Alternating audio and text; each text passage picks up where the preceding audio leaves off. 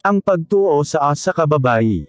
Marcos Kapitulo 7, 24-30. Anya gikan sa probinsya sa Galilea miadto si Jesus sa mga lugar nga sakop sa Tyre ug Sidon. Didto midayon siya sa asa ka balay.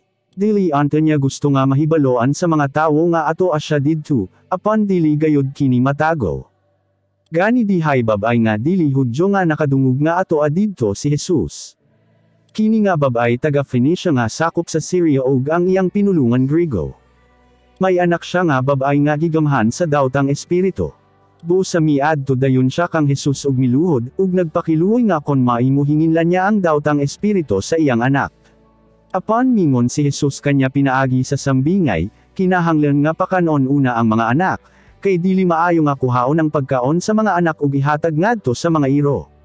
Mitubag ang babay kanya, husto ka na Ginoo, apan bisan pa ang mga iro sa ilalim sa lamisa makakaon sa mga asik sa mga anak. Anya mingon si Jesus kanya, tungod sa imong tubag, makapauli ka na. Ang dawtang espiritu mibiya na sa imong anak. May pauli ang babay ug naabtan niya ang iyang anak nga nagahigda sa katri, ug ang dawtang espiritu mibiya na kanya.